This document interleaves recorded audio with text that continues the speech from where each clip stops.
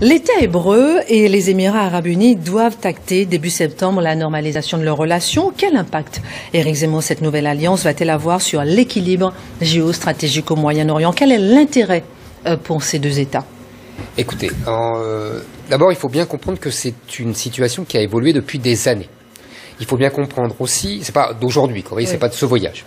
C'est préparé depuis de longues années, je vais y revenir.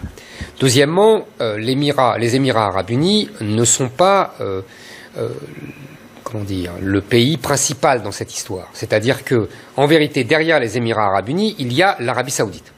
D'ailleurs, pour se rendre dans les Émirats arabes unis, l'avion du Premier ministre israélien Benjamin Netanyahou a dû survoler l'espace aérien d'Arabie saoudite qui a donné son autorisation.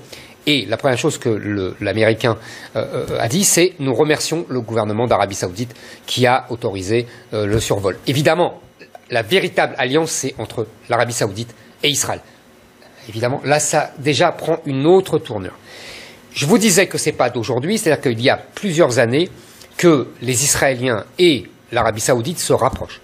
On a vu par exemple, pendant la guerre du Yémen, des pilotes israéliens enseigner aux pilotes d'Arabie saoudite le fonctionnement des avions américains qui leur avaient été livrés.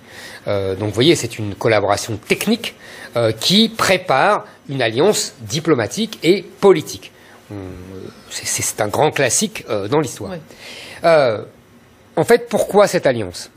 Tout simplement parce que les ennemis de mes ennemis sont mes amis. Les ennemis de mes ennemis sont mes amis. Oui. Je vais y arriver. Oui. En l'occurrence, l'ennemi, c'est l'Iran. Israël a un ennemi, l'Iran. L'Arabie saoudite a un ennemi, l'Iran. L'Iran qui domine le Moyen-Orient, le fameux arc chiite, vous savez, il domine la Syrie, l'Irak, le Liban. L'Iran qui ne veut pas renoncer à la fabrication de la bombe atomique, et donc qui inquiète Israël, qui est le seul dans la région à avoir la bombe atomique, et l'Iran qui est le rival pour l'hégémonie dans tout le monde musulman, depuis la révolution iranienne de 1979 de Khomeini, qui est le grand rival de l'Arabie saoudite. Donc en vérité, il y a une alliance entre l'Arabie saoudite et Israël. Les Émirats arabes unis sont là pour amuser le tapis, et qui est contre un ennemi, l'Iran.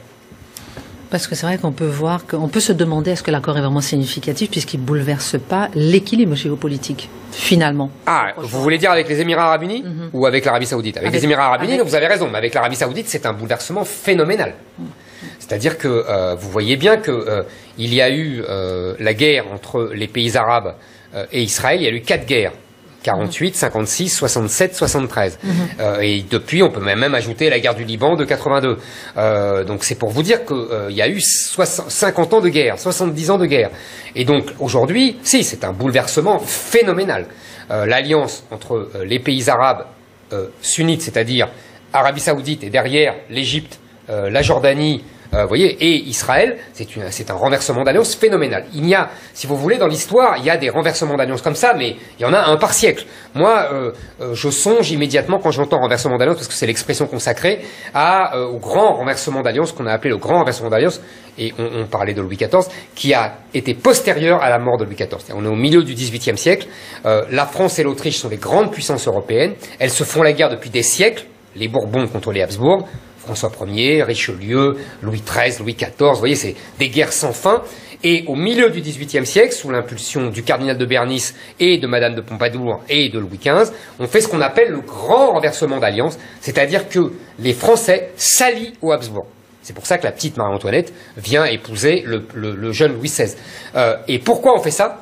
Parce que tout simplement, depuis 50 ans, il y a 2 puissances émergentes, la Prusse et l'Angleterre, 2 puissances qui montent, qui ont déjà bien égratigné le roi Louis XIV, et donc les Autrichiens et les Français ont peur de ces 2 puissances-là, et donc elles s'allient ensemble, les catholiques se mettent ensemble contre les protestants. Vous voyez, ça, c'est vraiment, ça ressemble beaucoup à ce qui est en train de se passer aujourd'hui. Des gens qui se font la guerre pendant 70 ans, et qui se disent, oh là, on a un monstre là en face, il est trop fort, il nous menace l'un et l'autre, et donc on se met ensemble, quoi qu'il arrive.